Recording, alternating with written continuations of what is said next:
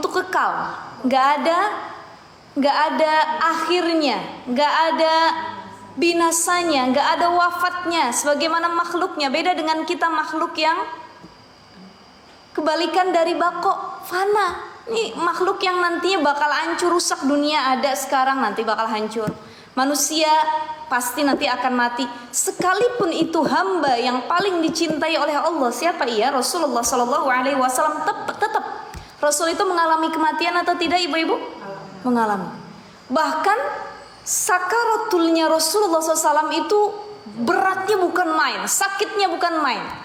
Jadi Nabi itu berdoa, ya Allah, timpakan seluruh rasa sakit sakaratul maut yang harusnya dirasakan umatku, biar aku yang merasakannya.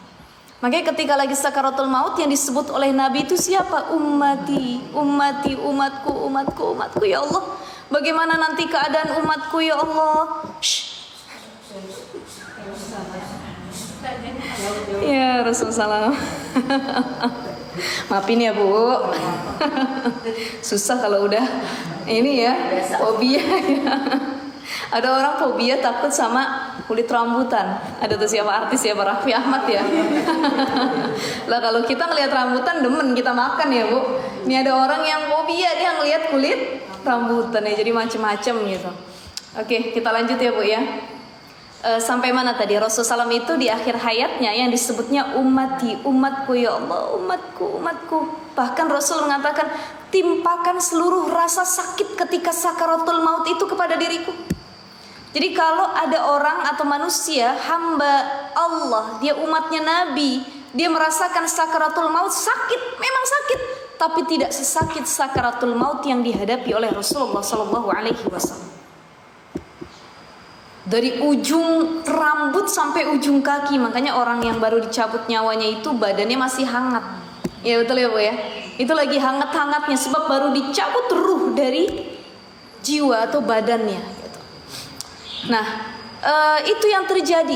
Sekalipun hamba yang paling Allah cintai dikasih sebutan Habibullah, kekasihnya Allah, beliau pun menghadapi sakaratul maut, kematian. Apalagi kita yang bukan nabi, yang bukan waliullah, yang bukan orang-orang solih, yang kadang-kadang ya Allah dosa kita masih banyak. Kita pun sebagai manusia biasa pasti menghadapi yang namanya kematian. Kullu nafsin za'iqatul maut. Setiap yang bernyawa pasti mati. Gak usah manusia, gak usah jin, gak usah iblis, gak usah malaikat, hewan. Ibu punya handphone, kira-kira ada gak jangka waktunya? Ada. Tiba-tiba kebanting, mati, nggak bisa nyala lagi, habis, kehapus semua memorinya, udah ajalnya. Innalillahi wa inna ilaihi rajiun. Ibu punya piring, biarpun tuh piring mahal terbuat dari emas, belinya di mana? Belinya dulu di Belanda, Ustazah. Harga piringnya kurang lebih 500 juta tuh satu piring. Dia pecah, udah ajalnya belum? Udah ajal.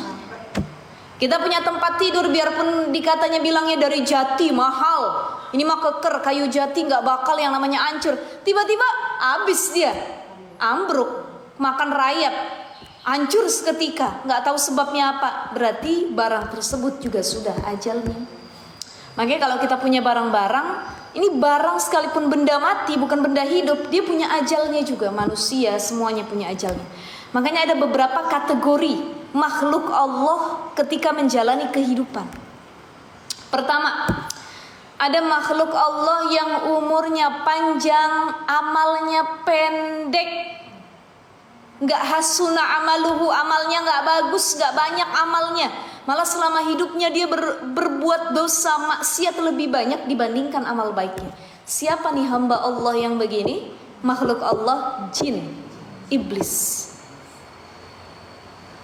Ya, bahkan dalam Al-Quran jin itu kan berjanji kepada Allah, ya Allah, panjangkan umurku ila yaumi yub'atsun, sampai hari kebangkitan. Jadi kalau ada makhluk Allah yang umurnya paling panjang, dia bukan manusia melainkan jin. Itu nggak mati-mati jin tuh, ya. Jadi jin itu nanti dimatikannya, diwafatkannya iblis ini. Ketika hari kiamat ditiupkan trompet sangkakala, tanda kiamat kubro itu sudah datang, jin juga binasa. Makanya nggak ada yang mati jin tuh sekarang. Iblis tuh nggak ada yang mati. Ya. Kenapa? Selama dia hidup ratusan ribuan tahun sampai hari akhir, tugas dia cuma satu, menggoda manusia, nyari kawan, nyari teman. Hei manusia, kata iblis, aku nih udah dijamin masuk neraka, bukan surga jaminannya. Ya, kalau Rasul jaminannya masuk surga, tapi kalau iblis jaminannya udah neraka. Jadi kata iblis, saya nggak mau masuk neraka sendirian, kudu nyari teman. Dicarilah kawan-kawannya dari golongan manusia. Ada yang lagi sholat digoda, ada yang mau sedekah digoda, ada yang suami istri tadinya adem ayem sakinah mawaddah warahmah dipisahkan oleh iblis. Ada orang tua yang membunuh anaknya, ada anak yang membunuh orang tuanya, ada suami yang membakar istrinya belum lama, ada lagi istri yang membakar suaminya. Ada yang saling menjatuhkan satu sama lain, berbuat dosa. Nih iblis lagi ketawa-tawa. Kenapa? Alhamdulillah, kata iblis, banyak benar teman gue di neraka nanti. Ya, berhasil. Banyak yang bisa digoda, yang bisa nemenin gitu ya.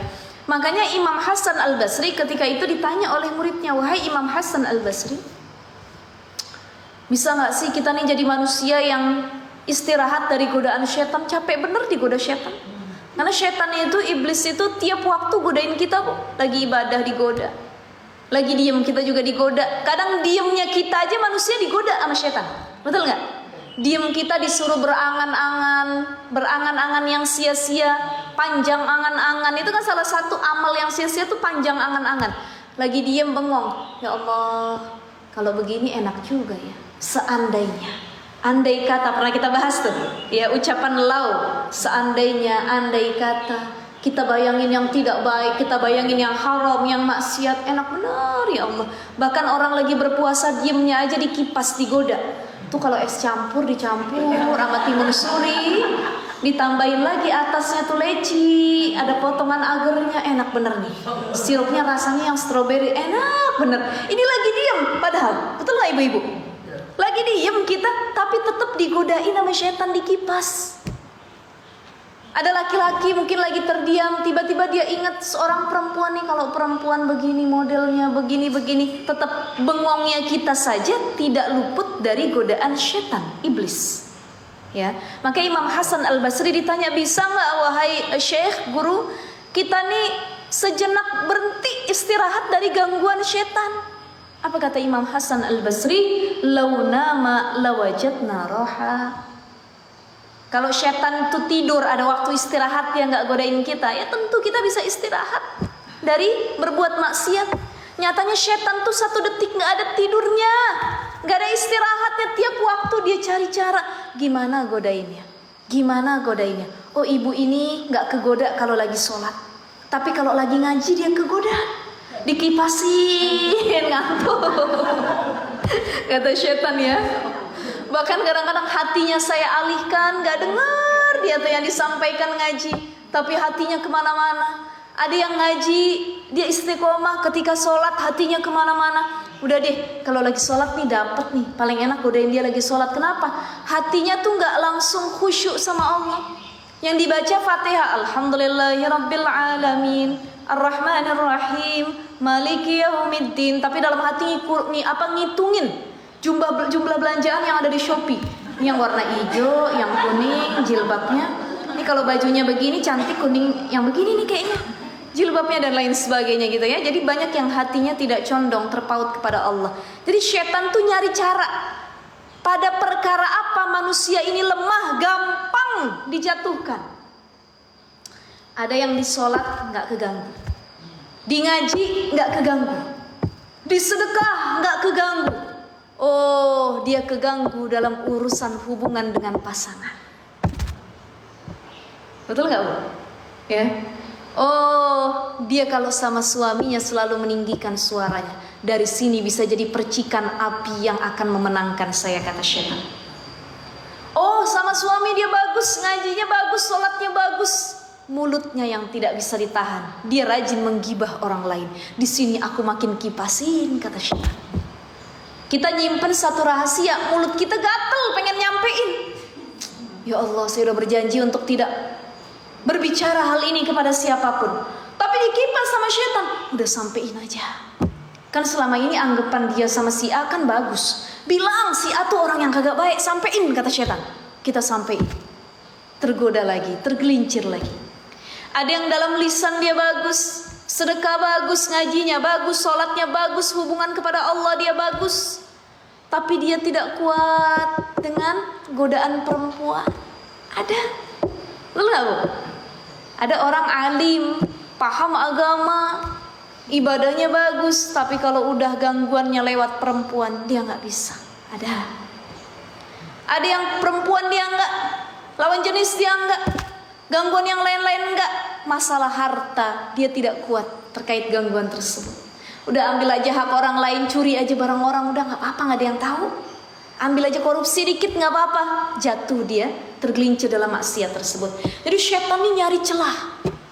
Dulu siapa tuh salah seorang ulama yang akhirnya wafatnya dalam keadaan su'ul khatimah yang pernah saya ceritakan, ibu-ibu sekalian, ya, siapa namanya tuh? Syekh Barsisoh, ya. Syekh Barsisoh itu balik lagi ya Bu ya. Masya Allah. Ada Syekh Barsisoh itu seorang ulama, alim ulama ya Bu ya.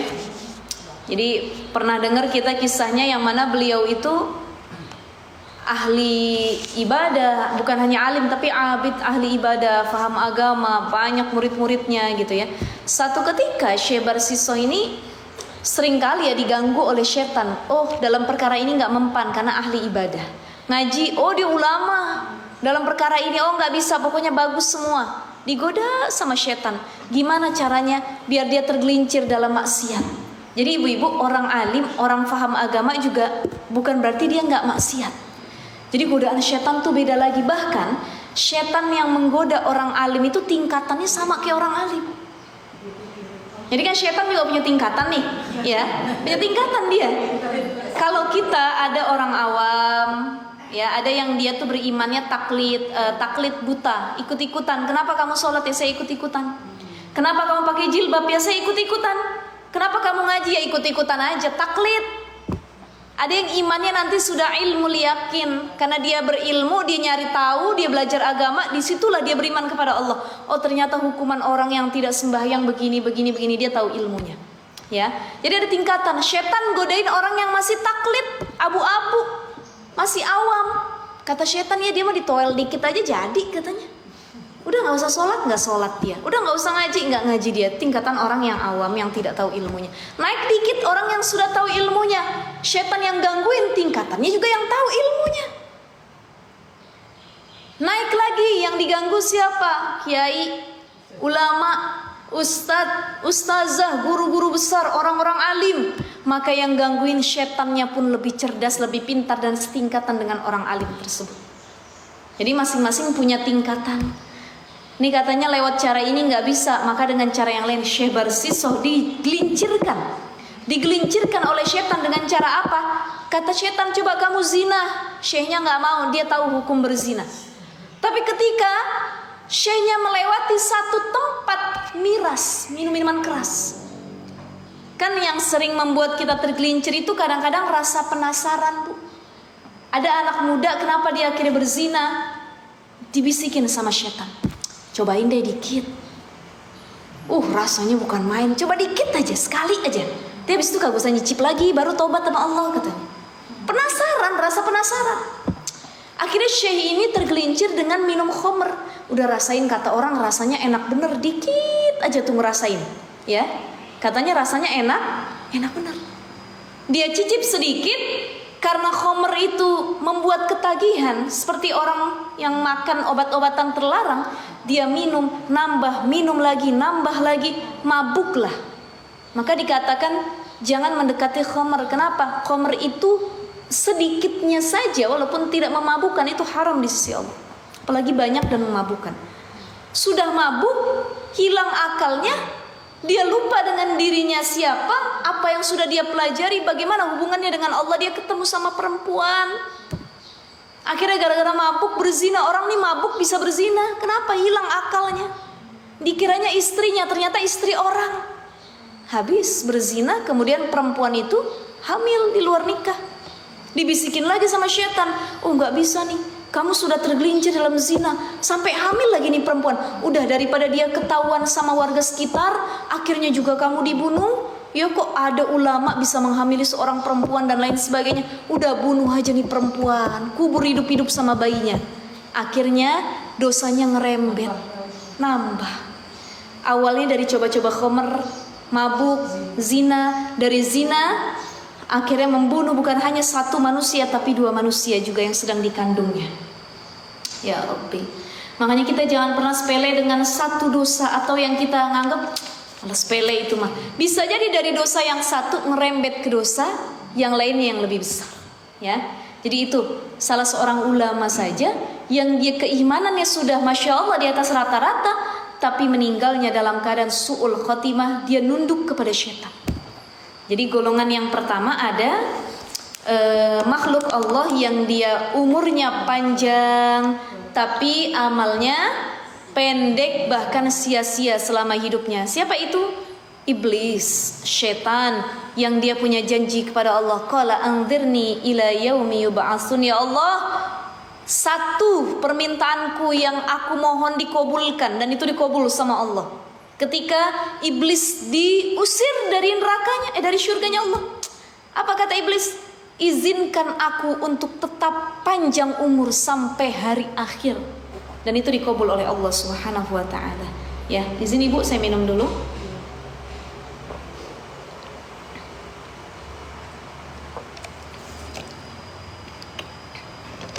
Gitu ya. Jadi jangan sampai udah dikit nanti bertobat, dikit nanti bertobat, lama-lama menjadi bukit. Baik. Golongan yang pertama, umurnya panjang, amalnya pendek. Siapa dia? Iblis. Mudah-mudahan kita manusia nggak ada yang begitu, tapi banyak juga manusia yang dikasih umur panjang tapi sia-sia selama hidupnya. Ada model manusia atau makhluk Allah yang kedua. Umurnya pendek, amalnya banyak. Umurnya pendek, nggak tola umruhu, nggak panjang umurnya, tapi hasuna amaluhu, amalnya baik, banyak. Siapa? Kita punya para ulama. Salah satunya adalah Imam Syafi'i. Imam Syafi'i itu usianya cuma 54 tahun. Cuman sampai 54 tahun, tapi kurang lebih kitab atau karya yang beliau tulis dan itu dinikmati oleh kita, dipelajari sampai hari ini, tetap ada karyanya. Kurang lebih jumlahnya ada sekitar 120 kitab atau karya hasil dari tulisan Imam Syafi'i selama hidupnya.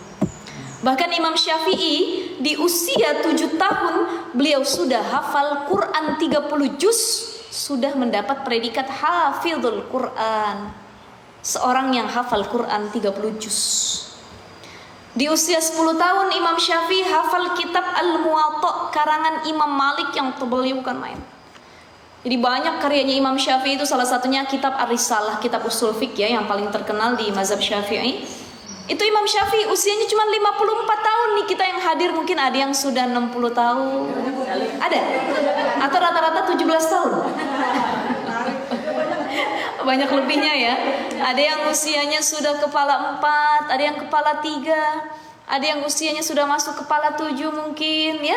Ada yang sudah melewati bonus umatnya Nabi, karena rata-rata umat Nabi itu sesuai dengan umur Nabi, siapa? 63 tahun. Tapi ibu-ibu yang mau dikit lagi 63 tahun jangan berdebar, jangan ketakutan hatinya. Wah, dikit lagi. Ada yang usianya 62 tahun 11 bulan. Berarti berapa lagi tuh? Sebulan lagi. Wah, ini udah masuk usianya Nabi nih. Oh, enggak. Itu semua urusan Allah. Paling tidak rata-rata usia umat Nabi ya kurang lebih segitu. Yang lebih dari itu dikasih bonus lebih oleh Allah. Berarti Allah pengen kita memperbaiki diri, banyakin amal, banyakin ngaji ya, menyudahi maksiat yang sering kita lakukan, fokus terhadap ibadah, banyak dikasih bonus oleh Allah Subhanahu wa taala. Itu model yang kedua. Jadi Imam Syafi'i. Ada lagi Imam Nawawi. Ya, Imam Nawawi ini pengarang kitab Riyadhus Shalihin yang kita pegang saat ini. Ya. Abu Zakaria Yahya bin Syaraf An-Nawawi. Jadi Imam Nawawi ini nama aslinya Yahya. Namanya cuma Yahya, simple. Jadi kalau orang Arab tuh namanya simple-simple, Bu. Yahya bin Syaraf Muhammad bin Ahmad gitu. Orang Betawi, orang Arab kan begitu. Ya, orang Mekah, Madinah tuh begitu. Tapi waktu itu saya tuh umroh tahun lalu. Ketika umroh, saya ke toko parfum sama suami, bawa anak saya yang kecil tuh. Ya, yang pertama tuh, kakak Nabil. Ya, anak saya kan namanya panjang Bu, Ahmad Nabil Falsafah. Ya, 3 suku kata, ditambah lagi marga ayahnya Nasution. Ahmad Nabil Falsafah Nasution, 4 suku kata, kan panjang tuh. Emang anak-anak sekarang, orang-orang sekarang tuh namanya panjang-panjang, gak kayak orang dulu ya. Orang dulu namanya Siti Jainab, udah. Siti Ruqoyah, udah gitu. Tapi kalau orang anak sekarang, oh namanya udah panjang, susah lagi. Betul ya? Pasti ibu-ibu punya cucu namanya susah-susah, panjang-panjang, susah gitu ya. Anak saya yang kedua namanya Gazel Aferushi Muhammadi. Susah ya Bu ya? Lebih ribet lagi tuh nyebutnya ya. Akhirnya kata ayah saya ini susah bener nyebutnya. Akhirnya ayah saya setiap ketemu anak saya yang kedua disebutnya Gonzales. Gonzales katanya, apa kabar?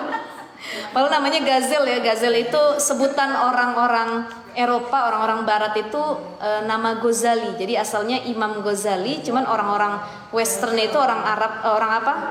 Orang-orang bule itu nyebutnya iya Gazel gitu ya. Aferushi itu Ibnu Rushd. Ya, tapi disebutnya Aferushi. Ibnu Sina disebutnya Avicenna. Ya, ada di sini sekolah Avicenna. Itu asal katanya Ibnu Sina gitu ya. Jadi itu panggilan orang-orang Barat seperti itu kurang lebih. Nah, ketika di toko parfum itu, ini si tukang parfumnya nanya sama suami saya, sama saya. Ismuhuman, siapa nih namanya anaknya? Anak kamu siapa namanya? Kita bilang Ahmad Nabil Falsafah. Masya Allah, tawil jiddan ismuhu, panjang benar katanya. Masya Allah. Kalau kami katanya orang-orang Arab nih qasir, pendek aja katanya, Muhammad bin Ahmad, Muhammad al ini gitu ya. Muhammad bin, udah begitu namanya. Jadi Muhammad, kalau kita kan ada Muhammad Azkari, Muhammad Aferushi, Muhammad ini gitu ya. Setelah Muhammad ada panjangannya. Kalau orang Arab tuh enggak, Ahmad bin Muhammad, Yusuf bin Muhammad, ya, Ibrahim bin Muhammad, begitu. Itu orang-orang Arab tuh simple, langsung namanya seperti itu. Ya boleh aja panjang ya, nggak apa-apa, silahkan. Yang penting pas namain anak atau cucu maknanya juga baik. Jangan udah panjang nama orang Barat artinya kita nggak tahu. Ya, nah ini yang harus jadi perhatian kalau menamai anak-anak kita. Imam Nawawi namanya simple, Yahya bin Syaraf An-Nawawi. Kenapa dipanggil An-Nawawi? Kenapa masyhurnya dengan Imam An-Nawawi? Karena beliau lahir di kota Nawa yang ada di Syam, waktu itu di negeri Syam, ya, di Damaskus kurang lebih di daerah sana. Jadi karena kota kelahirannya Nawa, maka dinisbatkan Imam An-Nawawi. Ibu lahirnya Cinere, Ibu Fatimah Al-Cinerei gitu ya kurang lebih ya. Ya, ibu ya Al-Depoki, Al-Buguri. Nah, itu penisbatan tempat lahir, tempat tinggalnya. Jadi Imam An-Nawawi berasal dari kota Nawa gitu ya. Al-Yamani, Al-Misri, kayak gitu-gitu ya Bu ya, As-Suudi dan lain sebagainya. Ya. Jadi Imam Nawawi itu juga usianya pendek, cuman sekitar 45 tahun. Lebih pendek dari Imam Syafi'i. Tapi Masya Allah, karya beliau nih Imam Nawawi ini kurang lebih ada sekitar 40-an juga karyanya. Jadi cuman berapa tahun beliau tuh nggak nulis, selebihnya tuh nulis. Bahkan Imam Nawawi ini terkenal seorang ulama yang jomblo. Sampai akhir hayatnya beliau nih nggak pernah menikah. Kenapa? Selama hidupnya kerjaannya ngafal Quran, nulis, belajar, ngajar. Nulis, belajar, ngajar, buka lagi Quran. Masya Allah. Ya, jadi itu jadi reminder buat kita ya ibu-ibu ya. Jadi tamparan keras ya Allah. Ini ulama-ulama yang umurnya pendek tapi hasil karyanya banyak. Nih kita Bu yang udah nyampe 40, 50, udah berapa kitab yang kita tulis? Kira-kira. Ya, berapa buku yang sudah kita hasilkan? Oh, nggak ada ustazah. Oh, kalau kita nggak bisa dalam tulisan, kita bisa dalam hal yang lain, dalam sedekah, dalam berkontribusi perkara yang lainnya. Itu yang harus menjadi reminder buat kita semua. Jadi yang kedua, umurnya pendek, amalnya banyak. Ada yang ketiga, umurnya pendek, amalnya pendek juga, gak hasuna amaluhu. buruk amalnya, udah pendek usianya, amalnya buruk, sia-sia usianya. Siapa mereka?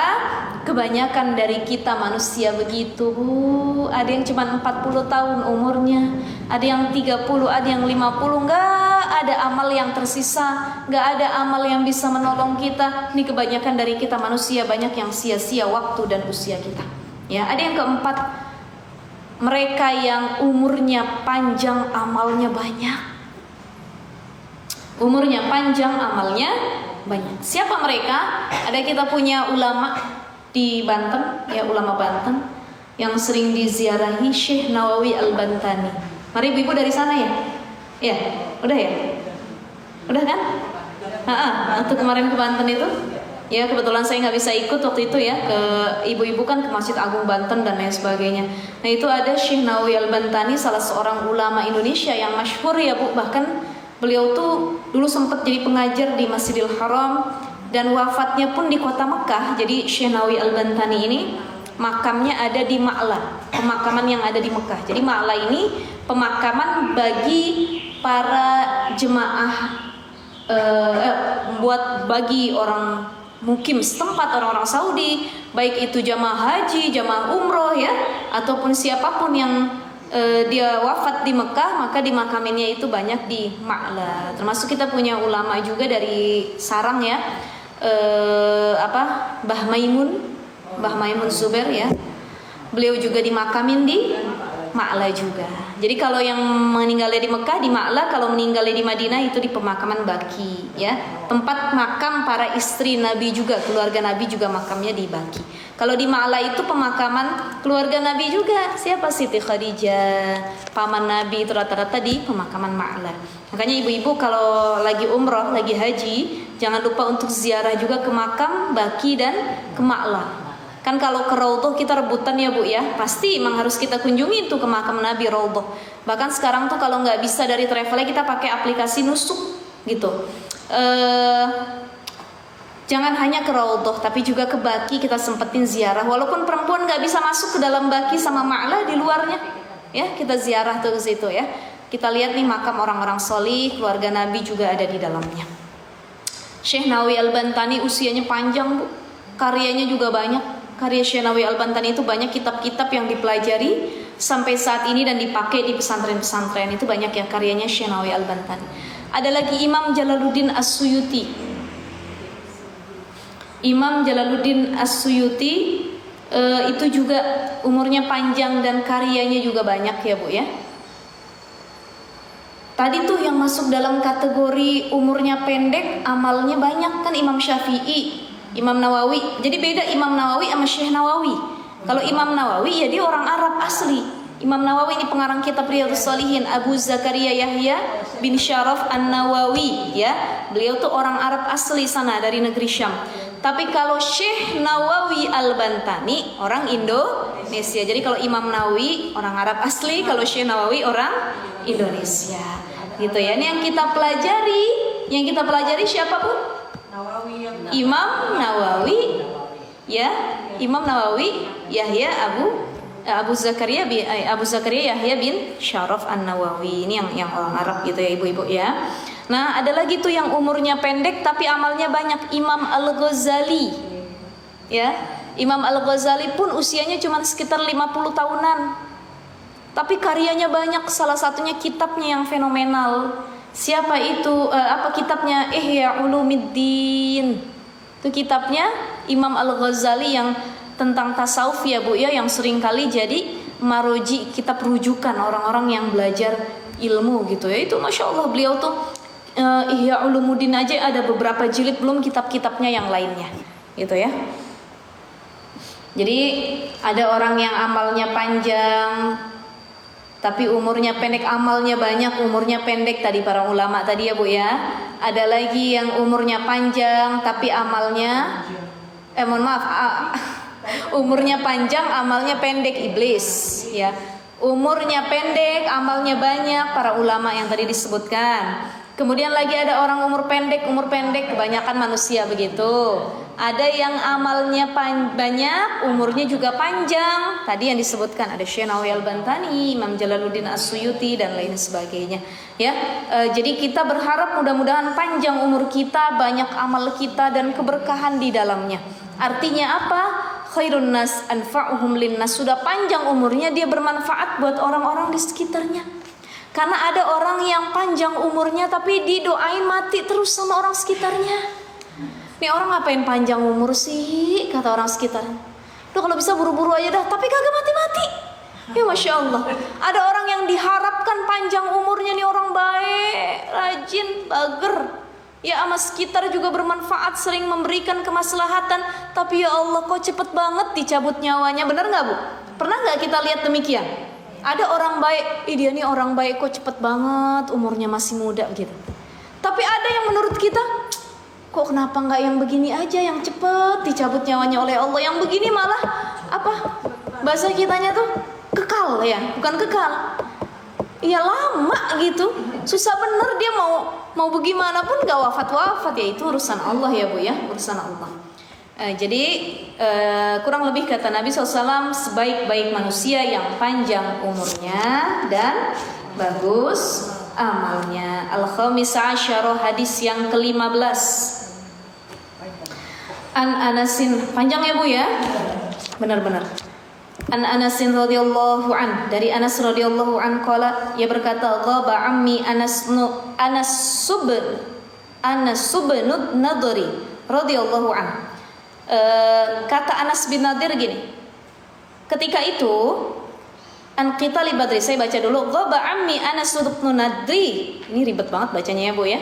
Ghaba ammi Anas subnun Nadri radhiyallahu an qitali Badrin. Kata Anas bin Nadir, saya punya paman saya itu dia izin dulu nggak ikut perang sama Nabi ketika di perang Badar, ya. Faqala, maka pamannya Anas bin Nadir ini berkata kepada Rasulullah sallallahu alaihi wasallam, ya Rasulullah sallallahu alaihi wasallam, wahai Rasulullah, dhibtu an awwali qitalin qataltal musyrikin, ya. Wahai Rasulullah, aku tuh nggak ikut berperang ketika engkau berperang melawan orang-orang musyrik gitu ya. Dari awal aku nggak ikut berperang ketika engkau memerangi orang-orang musyrik. La inillahu ashhadani, kalau aku ikut berperang tentu Allah akan menyaksikanku qitalal musyrikin. Tentu Allah akan melihat aku memerangi orang-orang musyrik. La yuriyannallahu ma asna, apa yang akan aku perbuat kepada mereka tuh Allah jadi saksi katanya. Jadi tuh dia datang, pamannya Anas bin Nadir datang kepada Rasul, bilang, Rasul, saya tuh kemarin gak ikut perang Badar ketika engkau berperang. Coba kalau saya ikut, saya tuh udah bertekad, berjanji banget, saya akan melakukan sesuatu kepada orang-orang musyrikin yang itu bakal disaksikan Allah betapa hebatnya kamu melakukan itu. Gitu ya. Falamma kana yaumu Uhudin. Nah, ketika sampai di hari perang Uhud, ya, kemarin perang Badar dia nggak ikut, nyampelah ke perang Uhud. Inkasyafal muslimun, pamannya Anas nih ikut perang juga di perang Uhud. Tapi saat peperangan Uhud, inkasyafal muslimun, kebanyakan dari muslim yang ikut perang itu pada kabur, pada lari. Faqala, maka berkata pamannya Anas bin Nadir, Allahumma a'tadiru ilaika mimma sana'a haula, ya Allah, aku mohon maaf, aku mohon ampun kepadamu terkait apa yang dilakukan oleh mereka, yakni ashabuhu, sahabat-sahabat muslimnya yang lari dari peperangan Uhud. Ya Allah, aku minta ampun ya Allah. Ibaratnya begini Ibu, kita lagi perang nih ya. Kita punya kawan, ternyata kawan kita lari ngibrit semua. Kita tinggal di situ. Kita bilang, ya Allah, maafin mereka yang pada kabur dari peperangan gara-gara ngelihat harta rampasan yang dikecohkan oleh lawan kala itu. Makanya di perang Uhud kan banyak yang jadi syahid. Salah satunya adalah paman Nabi yang sering kita ziarahi. Ya Bu ya. Siapa namanya paman Nabi? Hamzah bin Abdul Muthalib. Itu kalau kita ke Gunung Uhud di Madinah seringkali ya kita ziarah ke makamnya Hamzah bin Abdul Muthalib. Nah, termasuk pamannya Anas bin Nadir ini nanti jadi syahid juga. Jadi beliau tuh waktu itu ada halangan nggak bisa ikut perang Badar, padahal udah menggebu-gebu, ya Allah saya tuh pengen memerangi kaum musyrikin, nggak bisa ikut. Ketika ada kesempatan ikut di perang Badar, beliau tuh sedih. Kenapa? Ngelihat sahabat-sahabat muslimnya tuh terkecoh, pada lari ngibrit, nggak di tempat pertahanannya. Wa abra'u ilaika mimma sana'a haula. Ya Allah, kata pamannya, dia berdoa, aku memohon ampun atas kelakuan kawan-kawanku yang lari dari peperangan. Wa abra'u ilaika mimma sana'a haula, dan aku menyerahkan diriku sepenuhnya untuk menyerang mereka, yaitu kaum musyrikin, yakni al-musyrikin. Summa taqaddama, kemudian pamannya itu maju. Fastaqbalahu Sa'ad ibnu Mu'az, pamannya maju dan menghampiri Sa'ad bin Mu'az. Faqala, berkata si pamannya Anas bin Nadir kepada Sa'ad bin Mu'az ini, ya Sa'ad bin Mu'adzin, wahai Sa'ad bin Mu'az, al-jannatu, aku ngelihat surga katanya. Wa rabbil ka'bati, demi Tuhannya Ka'bah, inni ajidu rihaha, aku dari sini udah nyium wangi surga nih Sa'ad gitu. Masya Allah. Yang ini disebutkan, inni ajidu rihaha min duni Uhud, aku udah nyium bau surga nih, ya, di dekat Uhud ini gitu ya. Min duni Uhud, dari dekat Uhud ini. Qala Sa'ad, berkata Sa'ad bin Mu'az, famastata'tu ya Rasulullah masana'a, aku nggak mampu melakukan apa yang dia lakukan wahai Rasulullah. Qala Anas, berkata Anas bin Nadir, ini Anas lagi nyeritain bu, ceritanya si Anas ini kan ponakannya, dia punya paman. Anas ceritain, kata Anas bin Nadir begini, kemudian setelah pamannya tuh bilang ke Mu'az, aku nyium bau surga nih di Uhud, dia langsung maju, dia mengangkat pedangnya, dia bertakbir Allahu Akbar, dia perangi nih kaum musyrikin. Setelah itu kata Anas, fawajadna bihi bid'a wa samanina darbatan bisayf, kami menemukan paman kami nih, kata si Anas, itu kena 80 samanina darbatan bisayf, tusukan pedang. Bisayf itu kan pedang ya. Ada 80 bekas tusukan pedang di badannya. Masya Allah. Auto'natan birumhin. Kemudian satu tikaman tombak. Jadi ada 80 tusukan pedang, satu tikaman tombak, auramyatan bisahmin, dan satu hujatan panah. Ramyatan bisahmin. Ya, jadi ada yang kena hujat panah, bekas panah, itu panah masih nancep. Ada yang kena tombak satu badannya, ada yang lagi 80 lagi kena tadi tusukan pedang. Wajadnahu, kata Anas bin Nadir, dan kami menemukannya itu qad kutila, dia udah dalam keadaan mati, wafat. Masya Allah. Wa massala bihi, bukan hanya dalam keadaan mati, dia keadaannya udah dipotong-potong sama lawannya, dimutilasi. Wa massala bihil musyrikun, orang-orang musyrikun itu udah memutilasinya. Fama arafahu, tidak ada yang mengenali pamanku ini, kata Anas bin Nadir, illa ukhtahu bibananihi, kecuali saudara perempuannya dengan mengamati jari-jarinya. Jadi saudara perempuan pamannya si Anas itu cuman dia yang kenal, begitu mengamati jari-jarinya kan udah terpotong nih badannya. Oh ini bener nih, ini orangnya nih katanya, ini pamannya Anas bin Nadir nih gitu. Qala Anas, berkata Anas, kunna nura aw nazunnu anna hadhil ayah nazalat fihi wa fi ashbahihi minal mu'minin rijalun sadaqu ma ahadullaha alaih. Ya, jadi kata Anas bin Nadir, beliau mengatakan, kita menyaksikan dan kita benar nih prasangka kita bahwa ayat Allah ini yang berbunyi rijalun sadaqu ma ahadullaha alaih, ya. Jadi seseorang yang berjanji kepada Allah dan dia menepati janjinya, maka Allah juga akan menepati janjinya kepada mereka. Jadi dia udah janji, ya Allah, saya tuh akan melakukan sesuatu yang akan kau saksikan apa yang aku lakukan ini kepada kaum musyrikin. Ya, sudah sungguh-sungguh, disitulah Allah tepati janjinya di waktu yang lain. Jadi bukan pada perang Badar, tapi Allah tepati janjinya pada perang Uhud. Di sini Allah kasih, bahkan belum wafatnya aja dia udah bisa nyium rihuha, baunya surga nih kayak gini nih gitu ya. Masya Allah. Ya, ila akhirih. Qauluhu, perkataannya la yuriyannallah, tentu Allah akan melihat. Jadi di sini Allah sudah melihat apa yang dilakukan oleh pamannya Anas bin Nadir. Baik ibu-ibu, satu lagi ya Bu ya. Satu lagi hadisnya panjang nih ya. Oke, lumayan ini. Gak apa-apa ya, kita masuk nanti ke pembahasan bab yang selanjutnya. Bismillahirrahmanirrahim. As-sadis asyar. Hadis yang ke-16 an Abi Mas'udin, dari Abi Mas'ud Uqbah bin Amir Al-Ansari Al-Badri radhiyallahu an, qala, ia berkata, lamma nazalat, ketika turun ayatus shadaqah, ayat tentang sedekah, turun nih ayat tentang sedekah ya. Kunna nuhamilu ala zuhurina, kami ketika turun ayat sedekah, kata Abu Mas'ud, itu kami sedang membopong di pundak kami tuh apa barang yang pengen kami sedekahi. Turun tuh ayat sedekah ya. Faja'a rajulun fatasaddaqa bi syai'in katsir, dan kemudian ada seseorang laki-laki lain yang dia ingin bersedekah dengan hartanya yang sangat banyak ya, dia pengen sedekahkan perkara yang begitu banyak. Faqalu, ketika ada seseorang laki-laki yang pengen bersedekah dengan harta yang sangat banyak, faqalu, berkata orang-orang munafik yang melihatnya, muroin. Faqalu muroin. Itu yang lagi nenteng harta yang mau disedekahin di punggungnya tuh orang riya tuh. Pengen dilihat tuh, banyak-banyak dia sedekah, itu mah riya yang begitu modelnya gitu. Bahasa kitanya ya.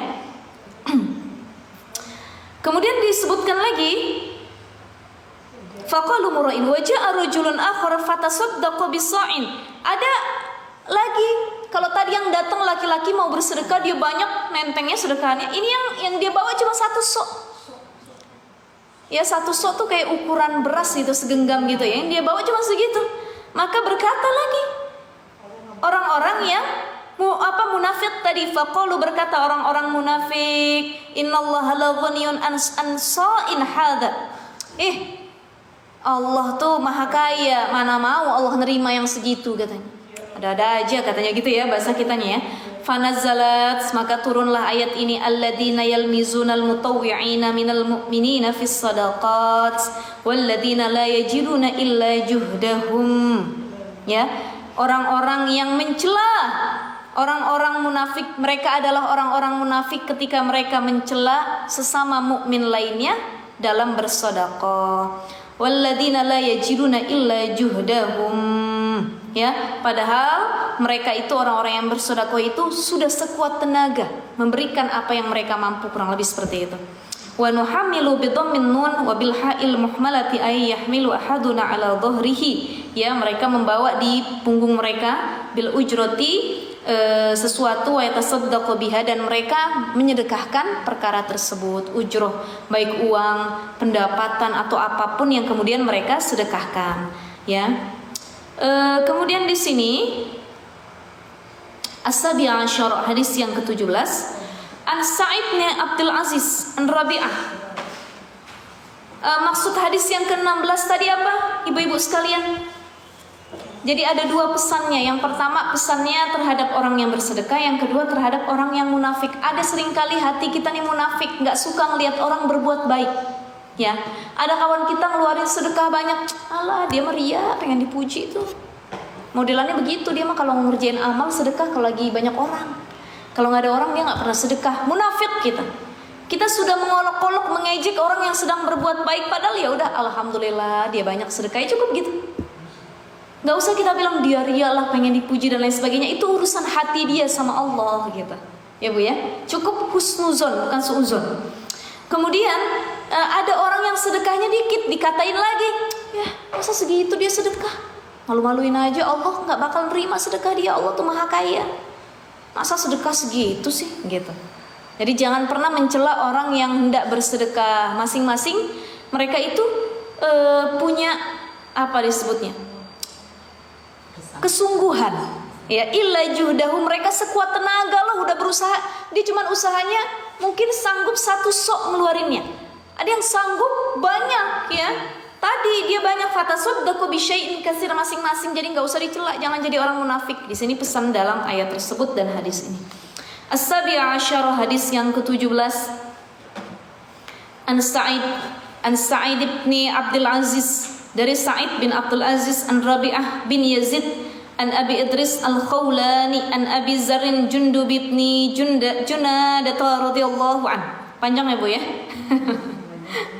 Anin Nabi sallallahu alaihi wasallam, dari Nabi sallallahu alaihi wasallam, fima yarwi anillahi tabaraka wa ta'ala. Kata Nabi SAW dari apa yang difirmankan oleh Allah Subhanahu wa taala, annahu qal, bahwasanya Allah ini berpesan ya kepada Nabi, qal, berfirman Allah taala, ya ibadi, wahai hambaku, inni haramtu dzulma ala nafsi, sungguhnya aku mengharamkan kezaliman terhadap diriku. Aku enggak mau jadi Tuhan yang zalim kepada hambaku, gitu lah. Ya kata Allah, aku sudah mengharamkan kezaliman terhadap diriku sendiri. Aku enggak mau berbuat zalim, kata Allah. Wa ja'altuhu bainakum muharraman, dan aku juga menjadikan zalim itu haram kalian lakukan. Aku enggak mau hambaku tuh melakukan kezaliman juga. Karena aku saja sudah mengharamkan untuk tidak berlaku zalim. Masa kalian yang hambaku mau berlaku zalim begitu? Ya. Maka di sini Allah mengatakan fala tazalamu, maka janganlah kalian saling menganiaya. Jangan kalian saling membuat zalim. Jangan saling menzalimi. Ya, jangan saling menzalimi. Kemudian dilanjutkan kata Allah, ya ibadi, wahai hamba-hambaku, kullukum dhalun, setiap kalian itu tersesat, semua kalian yang hidup itu tersesat. Illa man hadaituhu, kecuali orang yang aku beri petunjuk kepadanya. Fastahduni ahdikum, maka mintalah petunjuk kepadaku, aku akan berikan petunjuk tersebut.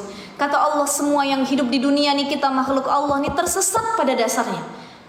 Tapi kita semua diberi petunjuk oleh Allah Subhanahu wa ta'ala. Maka kalau kalian nyari petunjuk, jangan nyari kemanapun, mintanya sama aku. Doa langsung minta, ngerengek, ya Allah berikan aku petunjuk ya Allah. Rabbana la tuzigh qulubana ba'da idh hadaitana wa hab lana min ladunka rahmah innaka antal wahhab. Ya Allah, jangan Kau condongkan hati kami kepada perbuatan yang sia-sia. Jangan Kau condongkan hati kami kepada perbuatan dosa. Ba'da idh hadaitana, ketika Engkau memberikan petunjuk kepada kami, istiqomahkan kami dengan petunjuk tersebut ya Allah. Itu yang kita baca, ibu-ibu jangan lupa doanya tiap habis sholat gimana? Rabbana la tuzigh qulubana ba'da idh hadaitana wa hab lana min ladunka rahmah innaka antal wahhab. Ya. Jadi kata Allah sekali lagi, kalian semua kullukum dhalun, kalian semua tersesat kecuali orang yang aku beri petunjuk dan minta kepadaku, akan aku tunjukkan kalian. Ya ibadi, wahai hambaku, kullukum ja'iun, kata Allah, kalian semua tuh dalam keadaan lapar sebenarnya. Kalian semua kelaparan, illa man at'amtuhu, kecuali orang yang aku beri makan ia. Fastat'imuni, maka mintalah makan kepadaku, ut'imkum, aku akan memberikan makan kepadamu. Jadi kalau minta makan jangan sama yang lain, Bu, mintanya sama Allah. Siapa yang ngasih kita makan, kita masih bisa tetap hidup? Siapa, Bu? Allah. Kata Allah gitu. Ya ibadi, kemudian kata Allah mengatakan,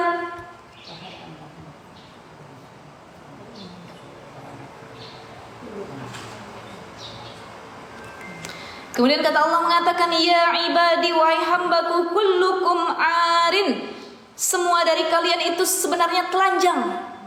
Illa man kasautuhu, kecuali orang yang aku beri pakaian mereka. Fastaksuni, maka mintalah pakaian kepadaku, aksukum, aku akan berikan pakaian kepadamu. Jadinya kata Allah tuh, kalian tuh gak usah sombong, kalian bisa makan, aku yang ngasih. Makanya kalau minta makan nama aku, jangan nama yang lain. Kalian bisa kaya, aku yang bikin kaya. Maka kalau kalian pengen kaya, mintanya sama aku kayain gitu. Ya, ini pesan Allah buat kita. Ya ibadi, wahai hambaku, innakum tuhti'una bil-laili wan-nahar, sungguhnya kalian tuh sering berbuat kesalahan, berbuat dosa. Bil-laili wan-nahar, baik di malam hari ataupun di siang hari. Wa ana aghfirudz dzunuba jami'an, dan aku adalah yang mengampuni dosa-dosa kalian semua. Fastaghfiruni aghfir lakum, maka minta ampun kepadaku, aghfir lakum, tentu aku akan mengampuni kalian. Ya.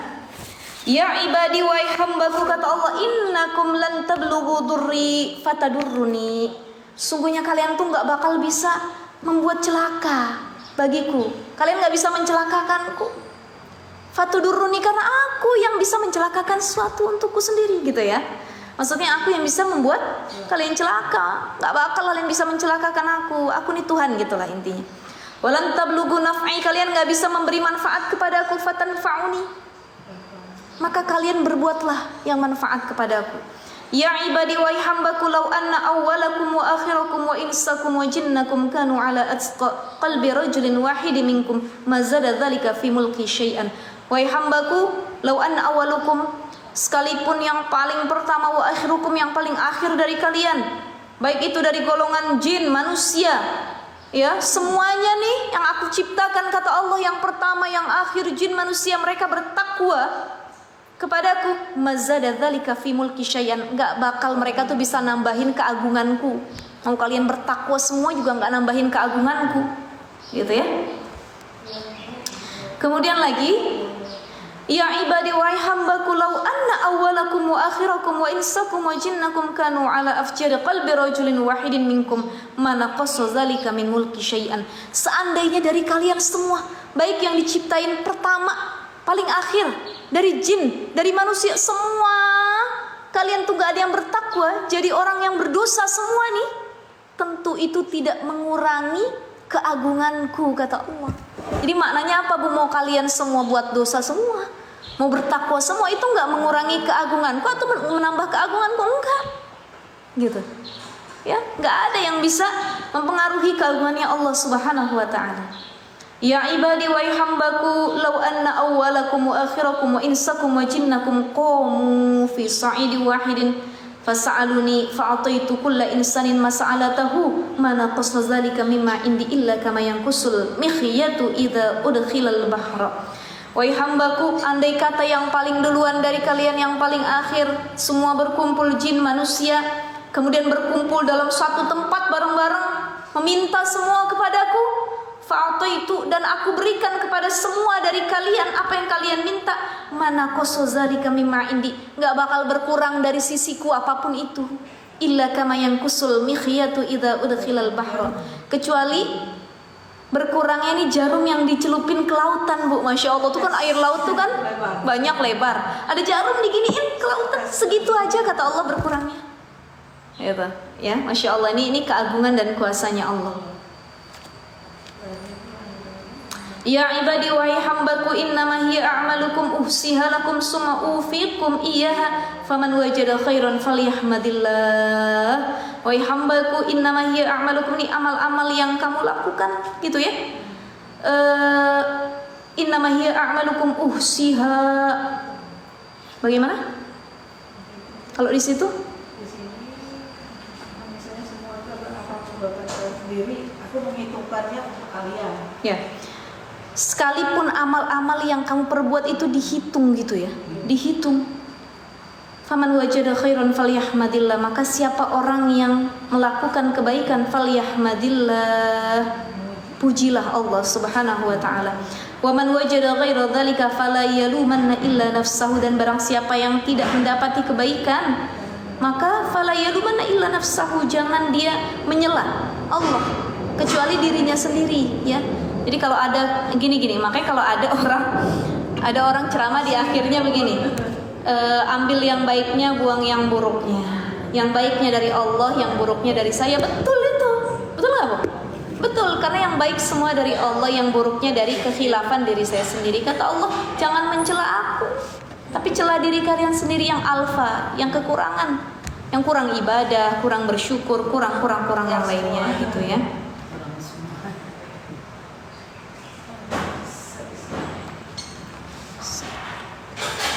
Qala Sa'id, berkata Sa'id, kana Abu Idris, ada Abu Idris itu ya, idza haddasa, apabila dia bercerita bihadal hadis, dengan kisah hadis ini, jassa ala rukbataihi. Jassa apa, Bu? Apa di situ? Jassa ala rukbataihi. Jassa maknanya apa di situ, Bu? Menceritakan sendiri dengan keadaan berlutut. Kalau dia menceritakan hadis Nabi ini, dia tuh sampai begini nih, saking dia tuh apa ya, mengakui kekuasaan Allah. Jasa ala rukbataihi, jadi rukbataihi, kedua lututnya tuh diturunin, ya, saking dia, ya Allah, nggak ada apa-apanya kita nih, ya. Kita nih lemah nih sebagai manusia, gitu ya.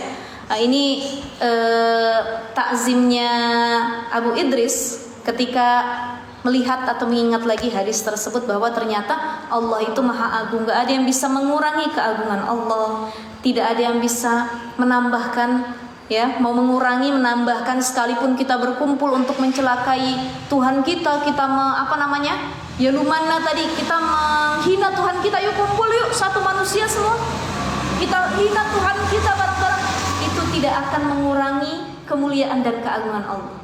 Atau kita semua bareng-bareng minta sama Allah, dikasih semuanya sama Allah, itu juga tidak akan mengurangi apa yang ada di sisiku, kata Allah. Karena Allah ini adalah maha kuasa, maha agung, maha segala-galanya, ya, maha kaya. Mau kita minta pakaian, makanan dan lain sebagainya, itu tidak akan mengurangi apapun yang ada di sisi Allah Subhanahu wa ta'ala. Jadi intinya dari hadis ini kan ada di bab mujahadah, ya ibu-ibu, ya. Intinya hadis ini mengatakan cukup kita bersungguh-sungguh minta kepada Allah, apapun itu. Kita minta harta, minta pakaian, minta makan, minta nggak lapar, minta ilmu, minta kekuatan diri kita, kembalinya kepada Allah lagi, bukan kepada siapapun. Allah cuma nyuruh kita untuk mujahadah, sungguh-sungguh aja meminta. Ud'uni astajib lakum, kalian berdoa, ngerengek sama aku kasih, yang penting kalian sungguh-sungguh mintanya, gitu. Jadi apapun yang kalian minta, selama itu tulus, niatnya lillahi ta'ala dan penuh dengan kesungguhan, gak ada yang gak aku kasih, kata Allah.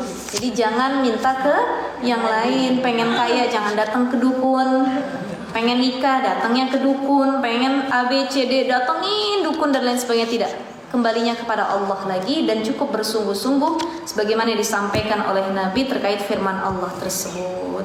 Alhamdulillahirabbil alamin. Bab mujahadah sudah kita selesaikan. Insyaallah kalau panjang umur, sehat badan, bulan depan babul hasi alal, bab tentang kebaikan di akhir usia, babul hasi alal azdiyadi minal khairi fi awakhirul umur.